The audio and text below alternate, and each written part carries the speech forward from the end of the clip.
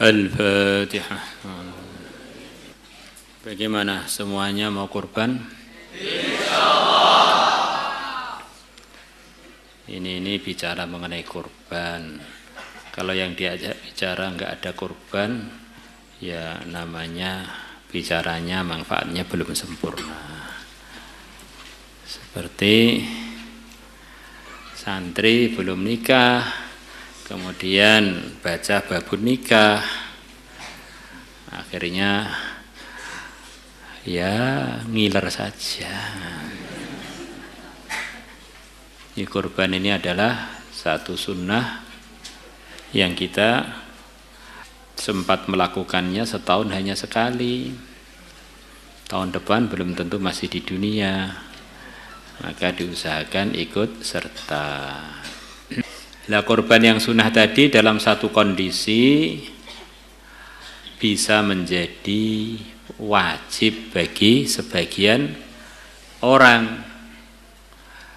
Di antara gambarannya kok kurban dari hukum sunnah menjadi hukum wajib itu diantaranya bagaimana?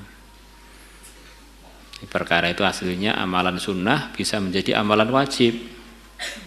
Di antaranya kalau amalan tersebut dinazarkan, termasuk urusan kurban. Kapankah kurban itu berubah menjadi kurban wajib? Jawab,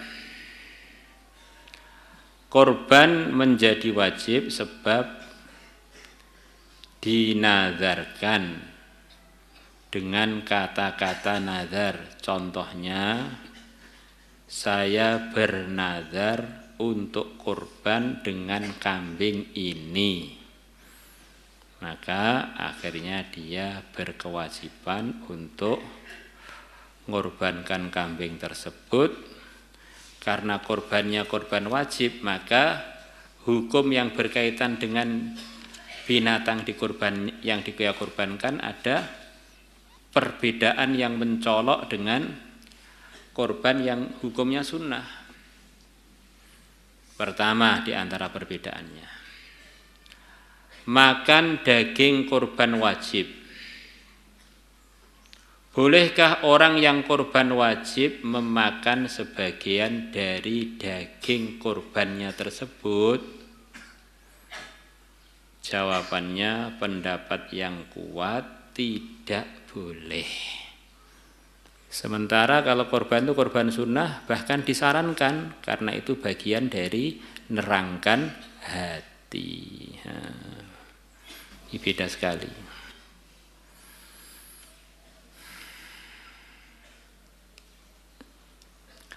Tadi sudah disebutkan orang yang kurban wajib dengan sebab dia nazarkan binatang kurbannya, dia tidak boleh makan dagingnya tersebut. Sekarang larangannya itu untuk dia saja atau untuk siapa lagi? Seorang yang berkorban dengan nazar, maka ia tidak diperbolehkan makan dari hewan yang ia korbankan. Pertanyaannya, apakah larangan tersebut hanya berlaku bagi orang yang berkorban atau juga berlaku untuk keluarganya?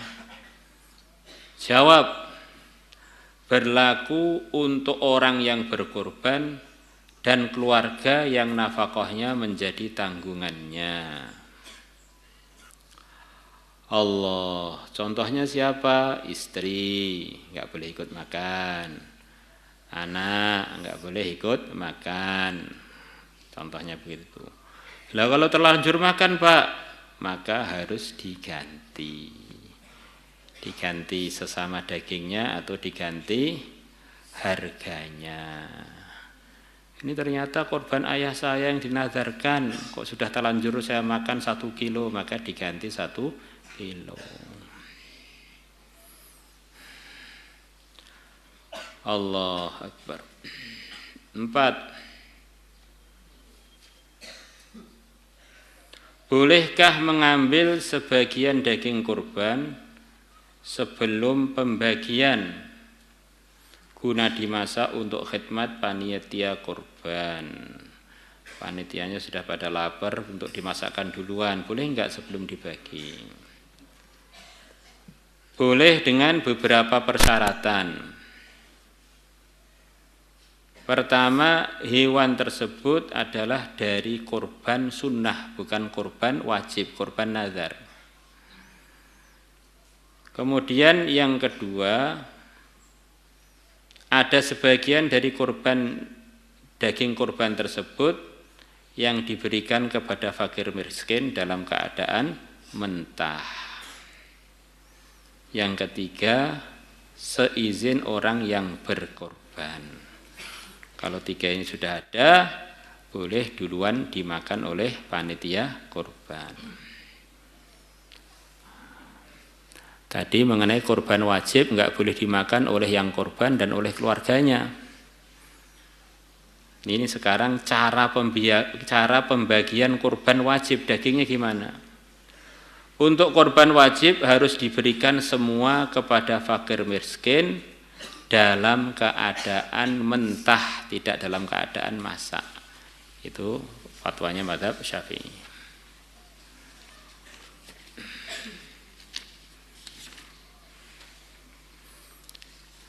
Yang nomor 5, bagaimana hukum memberikan daging kurban kepada orang kafir?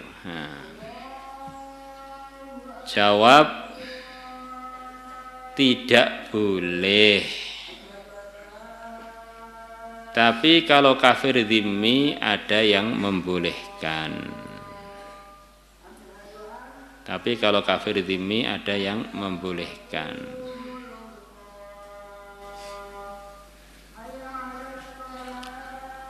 Allah. Lalu kalau kafir di Indonesia ini kafir apa, Pak? Maka kita ikut pendapat bahwa itu termasuk bagian dari kafir mu'ahid yang sama-sama telah sepakatan untuk ngelola Indonesia. Maka termasuk bagian ada yang membolehkan untuk kita membagi daging kurban kepada mereka. Tidak seperti fatwa sebagian